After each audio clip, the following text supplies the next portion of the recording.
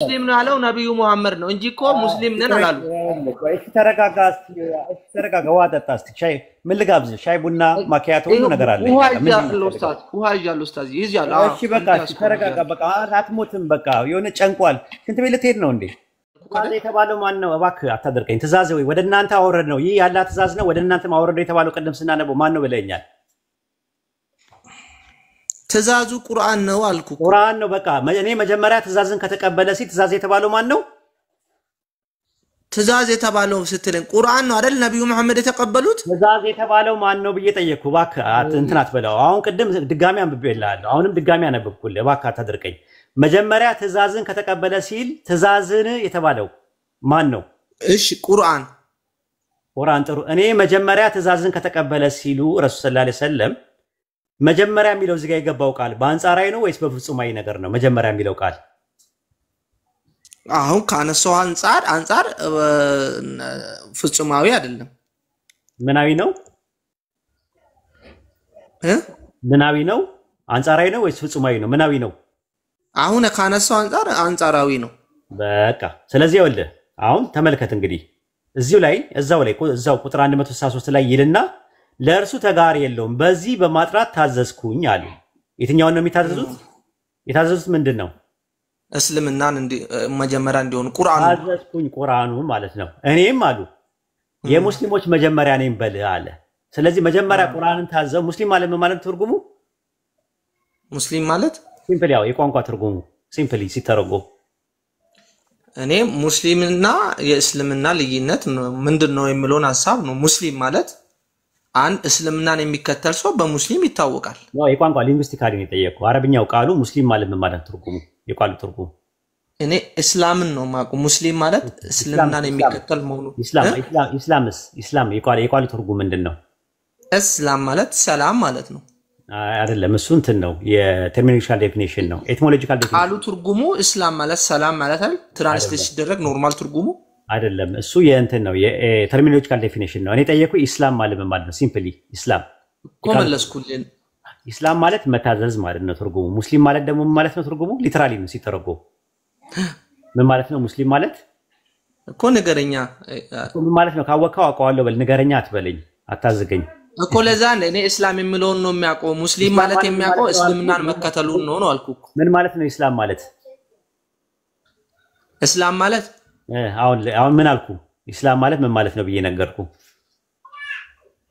እንዴ ኧረ ኡስታዝ ምን አልኩ ኢስላም ምን ማለት ነው ብዬ ነገርኩ እስቲ የነገርኩ እንድገመው የቃሉ ታዛዥነት አላልከኝ ታዛዥነት ማለት ነው አይደለም መታዘዝ ማለት ነው አታስቀይስ ኢስላም ማለት ምን ማለት ነው መታዘዝ ሙስሊም ማለት ምን ማለት ነው ትርጉሙ የቃሉ ትርጉም ሊተራሊ ሲተረጎም ታዛዥ ማለት ነው ታላላው ማለት ጎበዝ ሙስሊሞች ማለት ምን ማለት ነው ትርጉሙ ታዛዦች ማለት ነው ሙስሊሞች ማለት ምን ማለት ነው ታዛዦች እኔ የሙስሊሞች መጀመሪያ ነኝ የታዛዦች መጀመሪያ ነኝ ሲሉ ረሱል ሰለላሁ ዐለይሂ ወሰለም መጀመሪያ የታዘዙት ማን ናቸው ረሱል ናቸው ምንድነው የታዘዙት ቁርአን ምንድነው የታዘዙት ቁርአን ስለዚህ ቁርአንን ለመጀመሪያ ጊዜ ታዘው ቁርአንን ከሳቸው በኋላ ከሚታዘዙት መካከል የመጀመሪያው ታዛዥ ማን ናቸው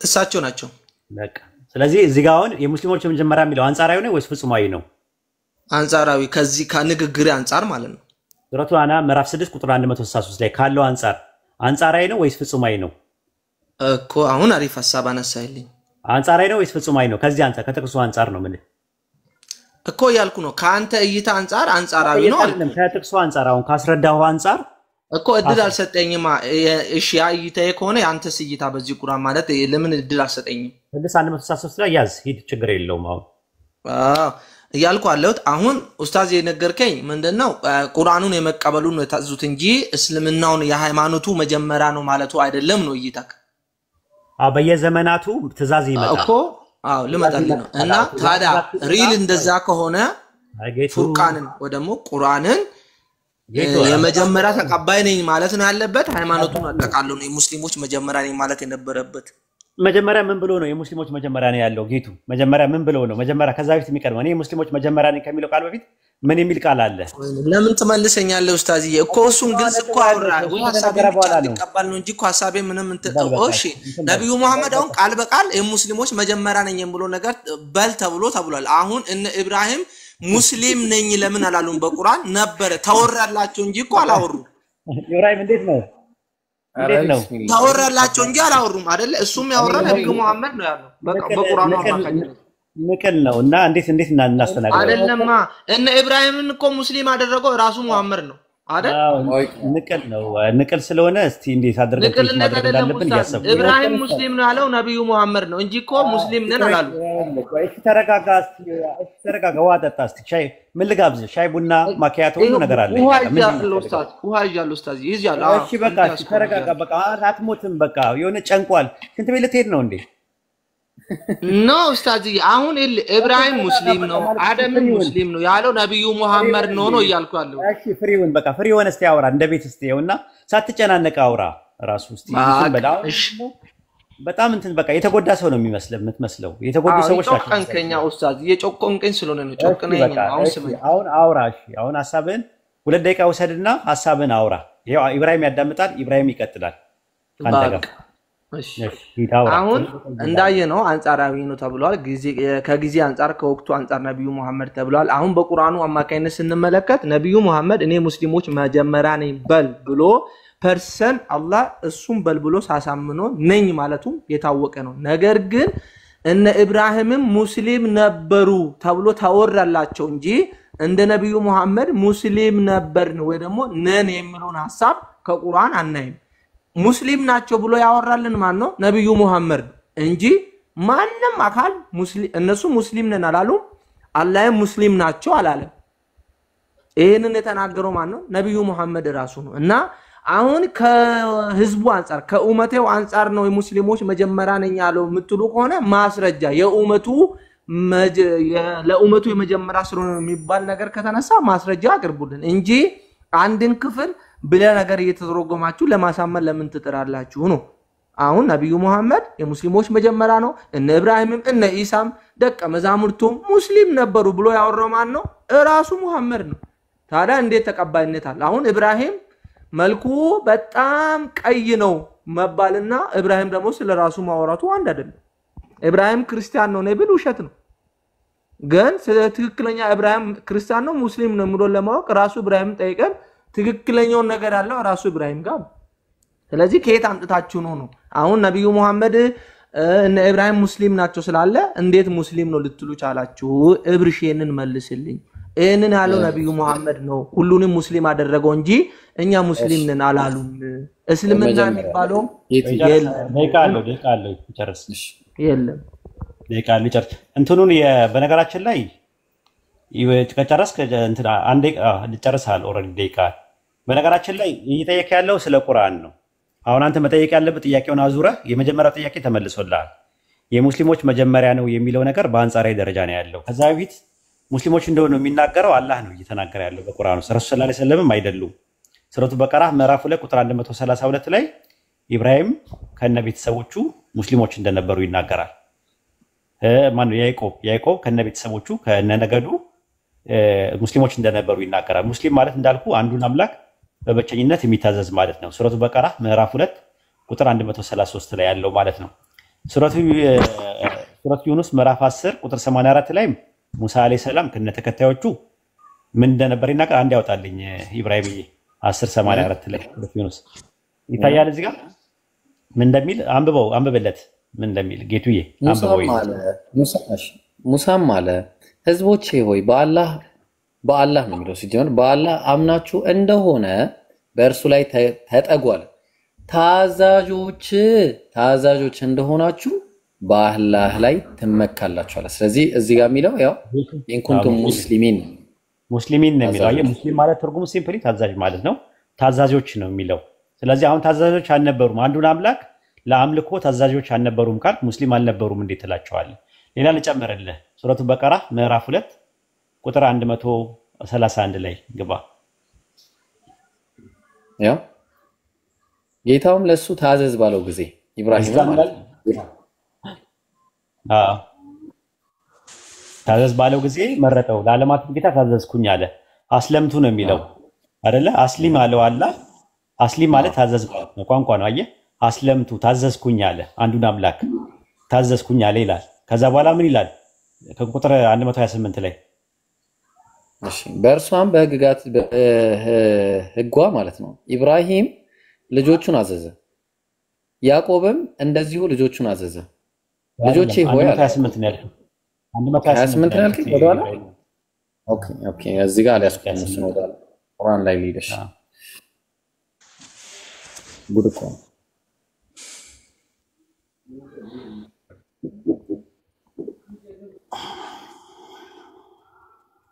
128 ያው ኡስታዝ እሺ ጌታችን ሆይ አለ እሺ ጌታችን ሆይ ለአንተ ታዛዦች አድርገናል ኢብራሂምና እስማኤል ታዛዦች ለሚለው የገባው ቃል ምንድነው ጌቱዬ እየሰማው ነው ኡስታዚ ታዛዦች ለሚለው የገባው ቃል ምንድነው እዚህ ጋር ሙስሊም ነው ሙስሊም ማለት ሲምፕሊ ታዛዦች ማለት ነው ስለዚህ ከአብርሃም ከረሱል ሰለላሁ ዐለይሂ ወሰለም በፊት የነበሩት አጠቃላይ ከአደም ጀምሮ በቁርአን ውስጥ ታዛዦች ናቸው አላህ ከዚህ በፊት ሙስሊም የሚለው ታዛዥ የሚለው ያለው አላህ ከአደም ነው የሚጀምረው ሱረቱ ሐጅ ምዕራፍ 22 ቁጥር 78 ላይ እርሱ ማለትም አላህ ከዚህ በፊት አለ ሙስሊሞች ብሎ ሰይሟቸዋልና አለ ታዛዦች ብሎ ያለው ታዛዦች ሁኑ ብሎ ያለው ለመጀመሪያ ጊዜ ለአደም ነው ከዚህ በፊት የሚለው ሚንቀብሉ ነው የሚለው አረብኛው ሚንቀብሉ የሚለው ሁለት ቃል ብቻ ሁለት ቦታ በላይ ብቻ ነው ያለው አንደኛው ሱረቱ ሐጅ ምዕራፍ 22 ቁጥር 78 ላይ አሁን ያየነው ጥቅስ ነው ሱረቱ ጣሃ ምዕራፍ 20 ቁጥር 115 ላይ ታገኘዋለህ ወደ አደምም ከዚህ በፊት ኪዳንን በእርግጥ አወረድናል ያኔ ኪዳንን ሲያወርድ ያኔ ቃል ሲመጣለት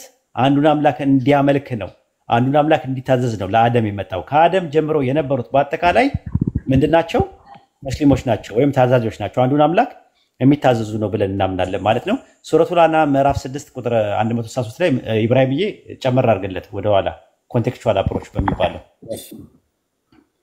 እሺ ኡስታዝ እሺ ጌቱዬ ያው አሁን አብረን እያነበብን ነው እሺ ምን ሄደው ቀለል አድርገን ማለት ነው ኡስታዝ በደንብ አስረድተዋል እዛው ቀደም ያልከው ላይ ሱረቱ ላና ምዕራፍ 6 ቁጥር 163 ነው አይደል ያንተ ጥያቄ ይሄው እዚህ ጋር እኔም የሙስሊሞች መጀመሪያ ነኝ የሚለው ነው አይደል ጥያቄ ጌቱዬ አይደል ያለው ነው አዎ ጥሩ ቀደም ብለ ወደ ላይ ብትሄድ ኖሮ መልሱን ታገኘው ነበር ኡስታዝም በደንብ አስረድተዋል ማሻአላህ አላህ ይጠብቅልን ምን ይላል እኔ ጌታዬ አለ እንግዲህ ነብያችን በል እየተባሉ ነው እዚህ ጋር እሺ ነብያችን ናቸው ይሄንን ተናገሩ ተብሎ የሚናገሩ እኔ ጌታዬ አለ ወደ ቀጥተኛው መንገድ ትክክለኛውን ሃይማኖት ወደ እውነት አዘንባይ ሲሆን የማንም መንገድ መራኝ ይላል የማን መንገድ ይላል የአብርሃም መንገድ መራኝ እርሱም ከአጋሪዎች አልነበረም በል ስለዚህ ነብዩ የማን መንገድ ነው የተመሩት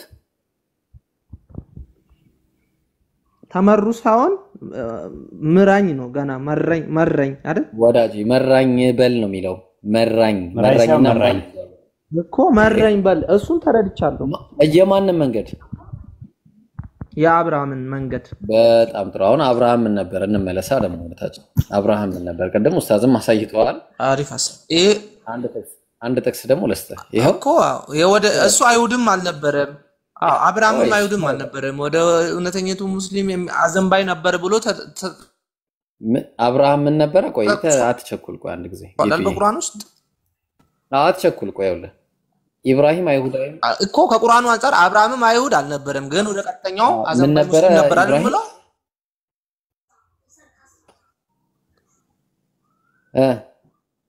እኮ ቁርአን ላይ ያወራኸኝ ያለው ሙስሊም ነበር እያለ ያለው ቁርአን ነው አሁን እኮ ሐሳባችሁ ሙሉ የቁርአኑን ሐሳብ እኮ ክርክር ባይብል ላይ ለምን አንገባም እንደዛ ባይብል ላይ ሙስሊም የሚል ቃል እናምጣ ኖ እዚሁ ጋር ይሄ ኡስታዝዬ አንቾክላ አንድ ጊዜ ይወል ምንም ጊዜ ሰጣችሁ ምንም ችግር የለውም አሁን አነሳችሁ ታሳብ ይሄ ሁሉ አሁን ስለ ሙሳ ነክታል አይደል አዎ ባይብል ላይ ለምን አሪፍ ሐሳብ አሁን እያወራ ያለው ከፉርቃን ነው ከተውራ ነው እያሳየኝ ያለው ኡስታዝ ከብሉይ ኪዳን ላሳየኝ እኔ ለምን አላሳየኝ ኖ ከፉርቃን ነው ከተውራ ነው እያሳየኝ ያለው ይሄ ሰውዬ ከቁርአን ነው እያሳየኝ ያለው አሁን ደግሞ ወደ ባይብል ልግባ ለሙሳ የተሰጠው ተውራ ነው ለምንድን ነው አሁን ይሄ ሁሉ ያለው መሐመድ ነው እኔ እያልኩ ያለሁት እንጂ ራሳቸው አላሉም እኮ ነው እያልኩ ያለሁት ብለዋል ላሳየኝ እኛ ደግሞ ጥቅስ እንስጥ ኢዮብ 22 21 ላይ ያወጣለት አንዴ እቺንም ከውሱ ጋር በደንብ አውርቼበታለሁ አቃታለሁ ነው የራሳችሁ ማብራሪያውን ተመልከተውና ከዛ በኋላ ትፈርዳለህ ለሊና ባይብል ላይ አለ ወይስ የለም የሚለውን ቃል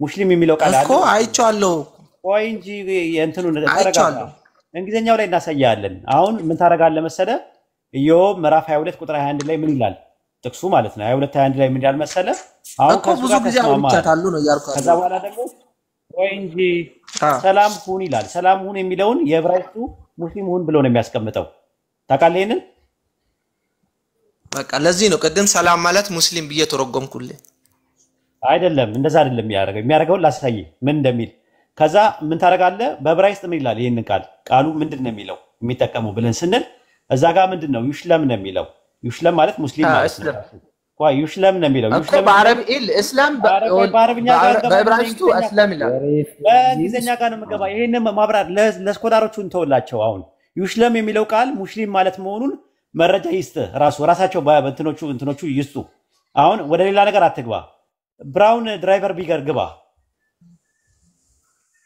እሺ ኡስታዝ ግባና ታች ላይ ምን የሚል ታገኛለህ መሰለ እሺ ቢሴቭ ይላል አሁን ሙስሊም ማለት ይላል በአረብኛ ሙስሊም የሚል ነው አለ ትርጉሙ አለ ቢሴቭ ሴኩር ፍሪ ፍሮም ፎልት ሜክ ኦቨር ሳይን ሪዛይን ኦር ሰሚት ዋን ሰልፍ አለ ስፔሻሊ ቱ ጋድ ለአምላክ መገዛት ነው አለ ዌር ፓርቲኩላሪ ሙስሊም ኢንዴፊኒትሊ ኢስላም ፕሮፐርሊ ሰሚሽን ቱ ጋድ አለ ለአምላክ መገዛት ነው ያ ምን ይባላል አለ ሙስሊም ይባላል ብሎ ነው የሚያስቀምጠው ሙስሊም ይታያል እስቲ አስቀምጥለት እኛ አይደለም የተረጎምነው ስኮላሮቹ ናቸው ያስቀምጡት የዕብራይስጡን ሲያስቀምጡት ምን አሉ ሙስሊም አስቀምጠው እሺ ያው ኢስላም ነው አይቻለሁ ይሄን ከኡስታዝ ሁሱ ጋር የሚያወራበት ክፍል ስለሆነ ችግር የለውም ኡስታዝዬ ሙስሊም አውጣለት ሙስሊም ተለቅ አድርገው ይብሮ አይታይም ያ ምንድነው የሚለው እዚህ ጋር ሰሚ አይቻለሁ እኮ ነው ከአንዴም 5 ጊዜ ተወያይቼበታል አረጋይቱ አስወራን ባላ ሙስሊም እያልኩ እኮ ነው ግልጽ ነው ሐሳቡ ግን እናንተ እንደምትተረጉሙት አይደለም ነው እያልኩ አሉት እኮ ኡስታዝ ለምን እናንተን ብቻ እንድንሰማ ትፈልጋላችሁ ውረድ እና ዋን ለምን ይሄ ነው በቃ እንደዚህ ከሆንክ ማለት ያሳየን አላስወራ እኮ ነው ያልከን ራሱ ይኸው እዚህ ጋር ምን አለ whence particular muslim infinite form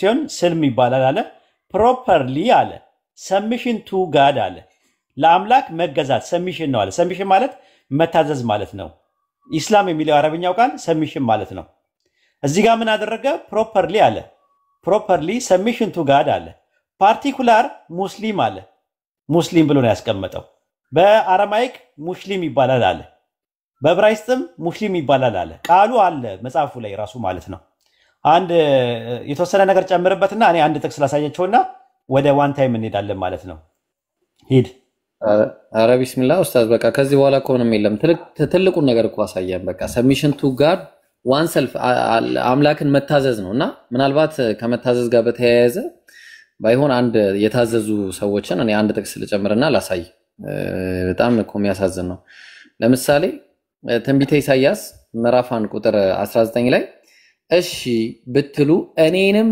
ብትታዘዙ ይላል እኔንም ብትታዘዙ እያለ የምድርን በረከት ትበላላችሁ እያለ እግዚአብሔር ለራሱ መታዘዝን እንደሚያሳይ ይሄ ሰብሚሽን ቱ ጋድ ነው የራሱ ማለት ነው እና መታዘዝ የሚለው ያው ነቢያቶች በአጠቃላይ እሱን መታዘዝና እሱን ማምለክ ላይ የነበሩ ስለነበሩ እንዳለ ሙስሊሞች ናቸው ብለን መሞገትም ከዚህ አንፃር ልናገር እንችላለን ማለት ነው ኢንሻአላህ ያው ብዙ እንትን ስለማይል አንዳንድ ጨምር መዝሙረ ዳዊት 56 12 ታውጣለህ ሄብሩዬ መዝሙረ ዳዊት ካለ እሺ እዚህ ጋር 56 12 ላይ አማርኛውን ላይ ገባና አምላኬ ሆይ እኔ አለ የምስጋናን ስለት የምሰጥ ከኔ ዘንድ ነው አለ ጻትሚ ራስን ውስጥን ስለት ማለት ብጻት ማለት ነው ትርጉሙ በነገራችን ላይ ብጻት የምሰጥ ከኔ ዘንድ ነው አለ ከሱ ዘንድ ራስን የምሰጠው ማለት ነውና የምሰጥ ለሚለው የዕብራይስጡ ቃል የሚጠቀመው አሻሌም ነው የሚለው ትርጉሙ ሸለም ነው ራሱ ታዘዘ መታዘዝ ማለት ነው ራሱ በአረብኛ ሰለም ይባላል ራሱ ማለት ነው እስቲ ያውጣውና የውሱንም ራሱ የምሰጥ የሚለው እሺ የምሰጥ የሚለው የዕብራይስጥ ቃል የገባው ምንድነው 56 12 ይገባ ባይብል ሀብ ላይ እሺ ይታለ ባይብል ሀብ እሺ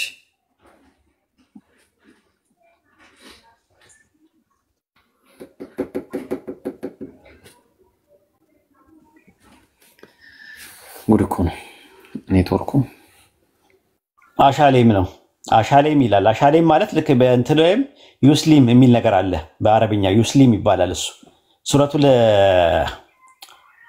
ሉቅማን ምዕራፍ 31 ቁጥር 22 ላይ ታገኙታላችሁ። እርሱ መልካም ሰሪ ሆኖ ፊቱን ለአላህ የሚሰጥ ሰው ጠንካራ ገመድን በእርግጥ ጨበጠ ይላል። የሚሰጥ ለሚለው የገባው ቃል ዩስሊም ነው፣ ተመሳሳይ ነው። ቢከራከሩ ይላል ሱረቱ አናም ምዕራፍ 6 ቁጥር ነው ሱረቱ አሊ ኢምራን 3:20 ላይም እንደዛ ነው። ቢከራከሩ ፊቴን ለአላህ ሰጠው ይላል። ሰጠው ለሚለው የአረብኛ ቃል አስለምቱ ነው የሚለው። በዕብራይስጥ አሽለምቱ ይለዋል። ያንን ማለት ነው አሽለምቱ መዝሙር 56:12 ላይ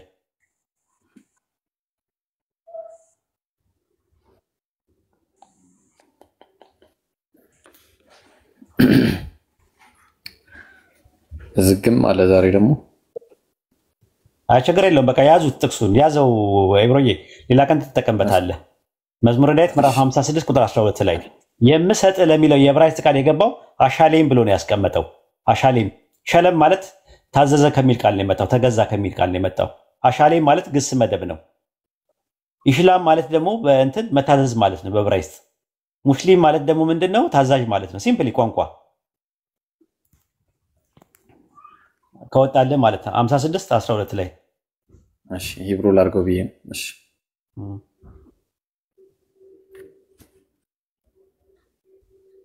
እስከዛ ቀጥሉ ኡስታዝ ነው ያወጣዋለሁ። እሺ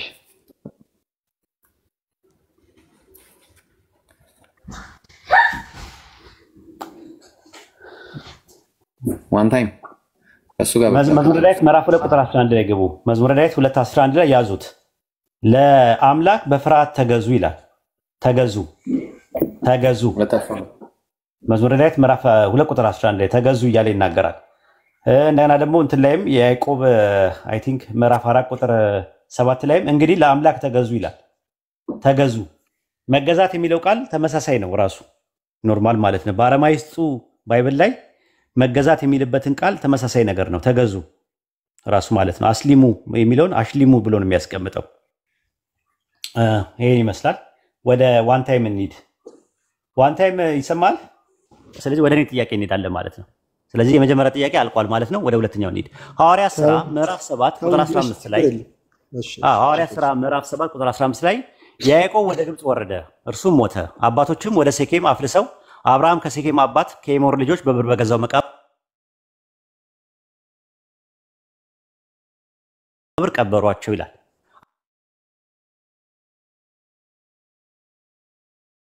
አብርሃም የት ቦታ ላይ ነው ከሴኬም ከአባት ከኤሞር ልጆች በብር መቃብር የገዛው? ማስረጃ ስጠኝ።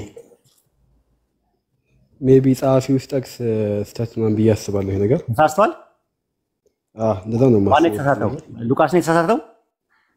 እስጢፋኖስ ነው የተሳሳተው? እንዲህ ብዬ መናገር አልችልም በዚህ ጉዳይ። ስለዚህ ባይብል ተበርዟል ማለት ነው። አብርሃም ብሎ መክተቱ ተበርዟል ማለት ነው። ቃሉን አበርዞታል ማለት ነው። ማት ቁጭ ብሎ መታየት የሚያስፈልግ ነው ብዬ አስባለሁ። ምን ነው ቁጭ ብሎ የሚታየው? ይሄው እዚህ ጋር አብርሃም ነው እኮ ከሴኬም በሴኬም ዘመን አብርሃም ነበረ። አይ ልክ ነው ቃሉ አይ እኮ ማን ነው ስህተቱ ያለው? ማጋ ነው ንገረኝ። አብርሃም ጋር ማን ነው? እስጢፋኖስ ጋር ነው ችግሩ ያለው? የዘፍጥረት ጸሐፊ ነው የተሳሳተው? እስጢፋኖስ ነው የተሳሳተው? ሉቃስ ነው የተሳሳተው? ወይስ ማኑስክሪፕት የሚገለብጡት ናቸው? ማን የተሳሳተው? ሜቢ ማኑስክሪፕት የሚገለብጡት ምን ልል ይችላል? አሁን እኮ ምንም ልል አልችልም እኮ እኔ አሁን የተሰጠኝ ተበርዟል ማለት ነው። የሉቃስ ወንጌል ተበርዟል ማለት ነው። ኖ ሩቱ ላይ እንደዚህ ላይሆን ይችላል። ሩቱ ላይ አውቶግራፍ እኮ ሩቱ የለህም። አዎ ተበርዟል ወይ ነው የምልህ።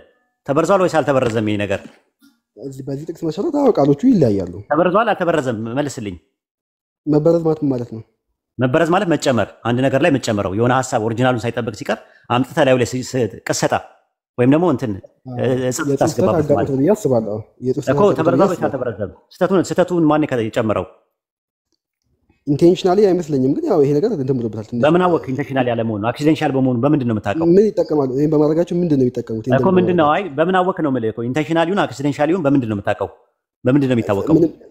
ማንም ይሄን ነገር በመጨመሩ ምን እንደማይጠቀም ስለማስብ ይሆነ። በምን አወቅህ አለመጠቀማቸውን? ኢንቴንሽናሊ ያለመሆኑን በምን አወቅኸው? የሥላሴ ትምህርት ለማዳበር ብለው አንደኛ ዮሐንስ መልእክት ምዕራፍ 5 ቁጥር 7 ላይ አብ ቃልና መንፈስ ቅዱስን የሚለው ጨምረው የለ እንዴ?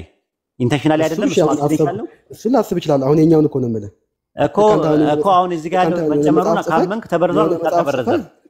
ልክ አንተ የሆነ መጽሐፍ ጽፈክ የሆነ ነገር ሲሳሳትብክ እሺ ተበርዟል። አሁን በግምት አትንገረኝ፣ ስፔኩሌሽን አትስጥ።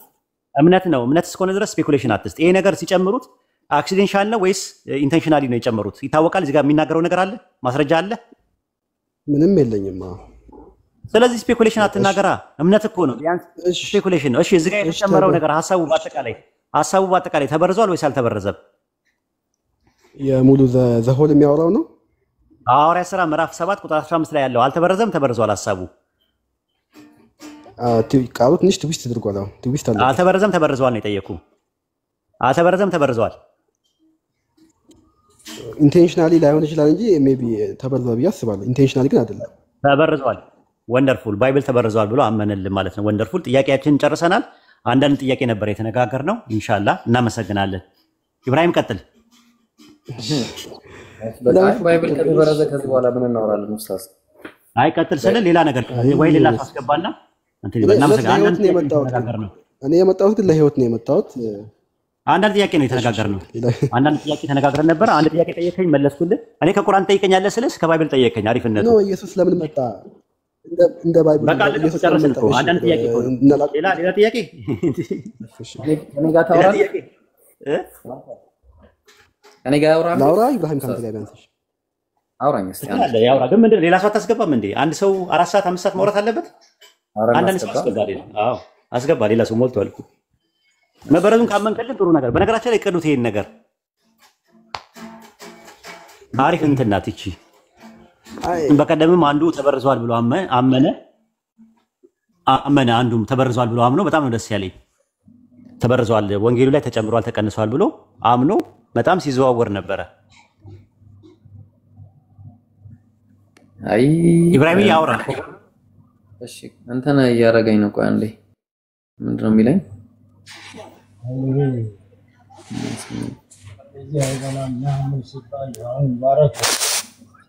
አይ ኧረ ኮፒ ሊንክ አድርጉ ሰዎች እባካችሁ።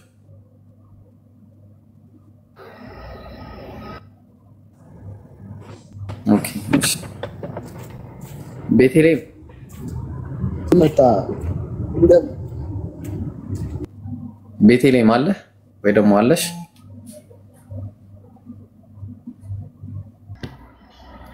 መሬት ላይ ነው። እንዴት ነው? እያብላላህ ነው? እያነበብክ ነው? በደምብ እያብላላህ ነው። እየበላ ነው። አላህ ሂዳያ ይስጠኝ። ከዚህ በኋላ ካንተ ጋር ይቀር ነው ይሻላል። ጨረስን ነው ኮኔክት የሚያደርገን ሰው ያ ሁሉ ለማንም ስትራቀም በእውነት እኮ ነው። አንድ የመጨረሻ ጥያቄ ጠይቃለሁ። ዛሬ ባይሆንም አንድ የመጨረሻ ጥያቄ ግን ጠይቃለሁ። አንድ ቀን ጠይቃለሁ ኢንሻአላህ። አሁንም መጠየቅ ትችላለህ። ትንሽ ለማውራት ስለማይመችል እስኪ ማውጫ ይቅርታ ልጠይቅ። ሰላም አለይኩም። ወአለይኩም ሰላም። እኔ ኢየሱስ በቅርቡ ነው የተቀበልኩት እስልምና እና ስለ ክርስትና ልጠይቅ ነበረ። እስልምና ላይ ምንም ጠይቅ የለኝም እና ምንድነው የአብርሃም ላይ አብርሃም ፈጣሪ ተገለጠለት ቀና ሲል 3 ሰዎች አሉ የሚሉትን ክርስቲያኖች አብ ወልድ መንፈስ ቅዱስ ብለው እንትን ይላሉ እና ይህ ነገር እንዴት ነው? የመጀመሪያ ጥያቄ እሱ ነው። ኡስታዝ ትቀጥላለህ ወይስ ላግዝህ ትንሽ? እሺ በቃ ላግዝህ። እስካሁን ድረስ ደክሟል። ይሄ በጣም ቀላል ነገር ነው። 3 ሰዎች ተገለጡልኝ የሚለው መገለጥ ማለት ምንድነው ነው? መጀመሪያ መገለጥ ማለት ምንድነው? መገለጥ ማለት ለምሳሌ የልቡን ገለጠላት ሲል የልቡን ገለጠላት ማለት ልቡን አሳያት ማለት ሳይሆን ልቡ ውስጥ ያለውን ሐሳብ ሰጣት ማለት ነው። ስለዚህ ተገለጠ ሲባል እግዚአብሔር በ3 ሰዎች መልኩ ተገለጠ ማለት እንጂ እግዚአብሔር ራሱ ተገለጠ ማለት አይደለም። ስለዚህ እነዚህ 3 ሰዎች ደግሞ መልአክ መሆናቸውን ባይብሉ ራሱ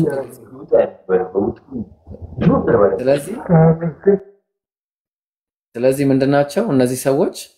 መልአክ ተብለው እዛው ኦሪት ዘፍጥረት ምዕራፍ 18 ከቁጥር 1 ጀምሮ ቁጥር 16 እያለ ቁጥር ምዕራፍ 19 ቁጥር 1 ላይ ምዕራፍ 19 ቁጥር 10 ምናምን እያለ እነዚህ ሰዎች መልአክ መሆናቸውን በግልጽ ይናገራል። ተግባባ። ስለዚህ መላእክት ናቸው እንጂ እግዚአብሔር አይደለም ራሱ የተገለጠው ማለት ነው። በመረጃ ማሳየት ይቻላል ኖርማሊ። እሺ አንዴ ለነጽጽር እንዲረዳኝ ነው እና እንትኑን ጥቅሱን ብትነግረኝ ደስ ይለኛል። መላእክት መሆናቸውን ምዕራፍ 19 እስከ ቁጥር ከምዕራፍ 18 እስከ ምዕራፍ 19 ብታነበው ታገኘው ነበር ራስህ። ግን እሺ ልስጥ ለማንኛውም እሺ 18 ኦኬ ያለው ጥቅሱ ኦሪት ዘፍጥረት ምዕራፍ 18 ከቁጥር 1 ጀምሮ ነው ያለው። መጀመሪያ በቀትርም ጊዜ በድንኳኑ ደጃፍ ተቀምጦ ሳለ እግዚአብሔር በመምሪያ አድባር ዛፍ ተገለጠለት አለ። ለማን? ለአብርሃም። ሶስት ሰዎችም አይኑን ሲያነሳ ሶስት ሰዎች አዩ። እነዚህ ሰዎች አሁን ቁጥር 16 ላይ ሰዎቹም ከዚያ ተነስተው ወደ ሰዶም አቀኑ ይላል። ቁጥር 16 ላይ ቁጥር 22 ላይ ሰዎቹም ከዚያ ፊታቸውን አቀኑ ይላል። ሰዎቹ ተብለው ነው አሁንም የተነገረው። ወደ ሰዶምም ሄዱ። አብርሃም ግን በእግዚአብሔር ፊት ገና ቆሞ ነበር አለ። ስለዚህ በብዜት ተናገረና እዚህ ጋር ግን አንዱ ከሱ ጋር እንደሚቀር በአንዱ አማካኝነት ከእግዚአብሔር ጋር እንደሚነጋገር የሚያሳይ ግልጽ ነገር አለ። ስለዚህ ቁጥር 33 ላይ እግዚአብሔርም ከአብርሃም ጋር ንግግሩን በጨረሰ ጊዜ ሄዳል ሁለቱ። ስለዚህ ከእግዚአብሔር ጋር አንደኛው የቀረው በአንደኛው ሰውዬ አማካኝነት ሲያወራ እንደነበር በግልጽ የተናገረው ነው። እንግዲህ ምዕራፍ 19 ቁጥር 1 ላይ ሁለቱ መላእክት ተባሉ። ሁለቱ መላእክት በመሸ ጊዜ ወደ ሰዶም ገቡ። ማን የሸኛቸው ሲባል እዛ ቁጥር 22 ላይ አብርሃም ወደ ሰዶም የሸኛቸው ሁለቱ ሰዎች ሁለቱ መላእክት በመሸ ጊዜ ወደ ሰዶም ገቡ። ሎጥንም እያለ ይቀጥላል ማለት ነው። ቁጥር 10 ላይ ሁለቱም ሰዎች እጃቸውን ዘርግተው ሎጥን ወደ እርሱ ዘንድ ወደ ቤት አገቡትና መዝጊያውንም ዘጉታል። ሁለቱ ሰዎች አሁን ሁለቱ መላእክት የተባሉት ድጋሚ ሁለቱ ሰዎች ተባሉ ማለት ነው። ቁጥር 12 ላይ ሁለቱም ሰዎች እያለ እግዚአብሔር ሰዶናልና እያለ ይናገራሉ ማለት ነው። ስለዚህ አሁን ሁለቱ ሰዎች እያለ የሰደዳቸው እግዚአብሔር ከሆነ እግዚአብሔር መጀመሪያ በሶስት ሰው ተገለጠ የተባለው ነው። ስለዚህ መጀመሪያ አንዱ እግዚአብሔር ሶስቱንም መላኩን ነው የሚናገረው ማለት ነው። ያው ሶስቱም የራሳቸው የሆነ ሶስት ዓላማ ነበራቸው። እያንዳንዳቸው እንደዛ ነው የሚያስቀምጠው ከዚህ በፊት የነበሩ የይሁዳውያን እይታ ማለት ነው። ግልጽ ነው? አዎ እሺ ግልጽ ነው። ሁለተኛ ጥያቄ ደግሞ ልክ የዛሬ ዓመት አካባቢ ነበር ስናስክበት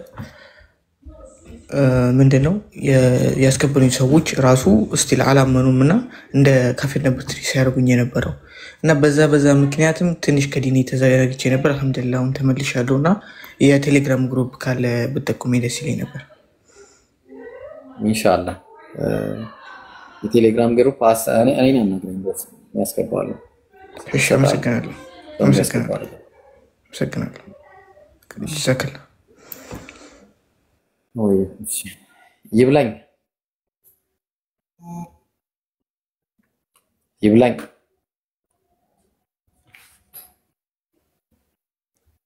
ይብላኝ እኔ እኮ በጣም ይገርሙኛል እንደዚህ እሺ እኔ ኦሬዲ አሁን ከዚህ በኋላ ብዙም አልቆይም። ኤኒዌይስ ተወሰነ እናስተናግድና ኡስታዝ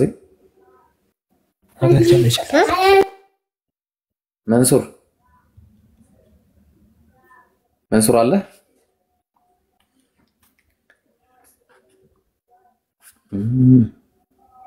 ኦኬ መግባት የሚፈልግ ሰው ብቻ ያሳየኝ ቁጥርሽ ከታች ጥያቄ ያለው በእንደዚህ አልሆነምና ጥያቄ ያለው ወይ ክርስቲያኖች መግባት የምትፈልጉ ካላችሁ አይ ተውስ አይገባም። ጥያቄ ያለው እሺ ቁጥር 1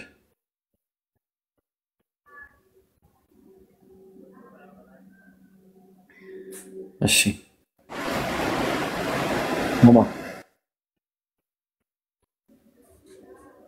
ኮማ አለ ኮማ ወአለይኩም ሰላም ወራህመቱላህ ሰላም ነው ይብራ ማን ነው የሚያወራው? ማንኛው ነው የምታወራው? ፒኬ እሺ ይሰማል ድምጼ? ይሰማል። ኡስታዝ የለም ይጣይቃታ አለ ኡስታዝ ድምጽ ግን ታፍኗል። ዝናብ ይዘነበል አይታንስ ኡስታዝ ኡስታዝ አንዴ ጥያቄ አለ?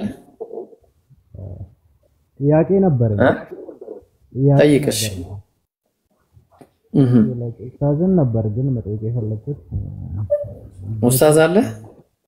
ኡስታዝን ነበር ላይክ በትክክል እንዲያስረዱኝ ነበር የፈለኩት። እሺ ኡስታዝ አለ? አንተ አታስረዳኝም ማለት ፈልጌ አይደለም። ገብቶኛል። የጠበቅኩ ምናምን ስለነበር ነው ማለት እሱ ችግር የለውም አብሽር፣ እኛም እንማርበታለን። ኡስታዝ አለ? ኡስታዝ ያለ አይመስለኝም። እሺ በቃ ሲመጣ ትጠይቃለህ። ቆማለህ?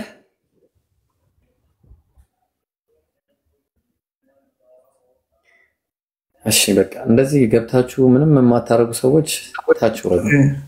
አንድ ነገር አንድ ጥያቄ ልጠይቅ ከይቅርታ ጋር ጠይቅሽ። እሺ አሁን እንዲህ እንደምናየው ስለ ረሱላችን በጣም ዊርድ የሆኑ ነገሮች ነው የሚነገሩትና እስቲ አንተ አሪፍ የምትላቸው 5 ደስ የሚሉ ነገሮችን ብንነግረን ያ እኛም እንማርበታለን ስለ ረሱላችን። እሺ ነብያችን ሰለላሁ ዐለይሂ ወሰለም የመጀመሪያ አላህ በቁርአን ላይ ያሞካሻቸው ምን ብሎ ሱረቱል ቀለም ላይ ወኢነከ ለዐላ ኹሉቂን ዐዚም አንተ በታላቅ ስነ ምግባር ላይ ነህ አላቸው። አላህ ታላቅ ስነ ምግባር ላይ። ስለዚህ ነብያችን ሰለላሁ ዐለይሂ ወሰለም ስነ ምግባራቸው አላህ ይመሰክርላቸው ናቸው። አላህ ብቻ መመስከሩ ሳይሆን የሀገራቸው ሰዎች ራሱ ይመሰክሩላቸው ነበር። ሁለተኛ ቁረይሾች ነብያችን ሰለላሁ ዐለይሂ ወሰለም ነብዩ ነው ከመላካቸው በፊት ስማቸው ራሱ መሐመድ አሚን የቅጽል ስማቸው ታማኙ መሐመድ እየተባሉ ነበር የሚጠሩት እና ይሄ አንደኛው ነው። ከዛ በኋላ ሌላ ሶስተኛ ልጨምርልህ። በዚህ ሁኔታ ላይ ነብያችን ሰለላሁ ዐለይሂ ወሰለም አንድ ጊዜ እንግዲህ መገለጡ ሲመጣ ወደ ተራራ ላይ የሆነ ኮረብታ ላይ ቆሙና ያ ሰባሃ እያሉ ጥሪ ተጣሩ ማለት ነው። ጥሪ ተጣርተው ምን አደረጉ? ከዛ ሰዎችን ሁሉ ጠሩ። ከዛ የሆነ ምን አሉ? በቃ መሐመድ ነው የጠራው ምናምን። አዎ በቃ ሁሉም መጡ። የዛን ሰዓት ሲመጡ ጠየቋቸው። ከዚህ ተራራ ጀርባ እናንተን ሊወጋ የሚመጣ አንድ ኃይል አለ ብዬ ብነግራችሁ ታምኑኛላችሁን አሉ። አዎ በአንተ ላይ አንድም ቀን ውሸት አስተውለን አናውቅም አሏቸው። ስለዚህ ነብያችን ሰለላሁ ዐለይሂ ወሰለም እኔ ከአላህ የተላኩኝ መልእክተኛ ነኝ ብለው ሲሉ ተበን ለከ በማለት የዛን ጊዜ ነው የጀመረው። ስለዚህ አሁንም እዚህ ጋር የምናየው ምንድነው? ህዝቦቻቸው ራሱ እሳቸውን የሚጠሉ ህዝቦች የነበሩ ራሱ መጀመሪያ አስተያየታቸውና እይታቸው ውሸት አንድ ቀን በአንተ ላይ አይተናናቀም ብለው የመሰከሩላቸው ህዝብ ናቸው ማለት ነው። ሶስተኛ በጣም ብዙ ነገር ልናገር እችላለሁ ግን በቃ በዚህ ተብቃቃና ይሄ ራሱ ከውማቸው ከነበረው ነገር የሚያብቃቃ ይመስለኛል። 3 ነገር ተቀሽላለሁ ማለት ነው። ስለዚህ ኢንሻአላህ ሌላ ጊዜ ደግሞ በሰፊው ስለሳቸው የምናወራበት ጊዜ ይመጣል ኢንሻአላህ። እሺ የምታነበው ነገር ትፈልጋለህ? ወአለይኩም ሰላም። በቃ ልክላለሁ። እሺ አብዱል ሐሚድ ናም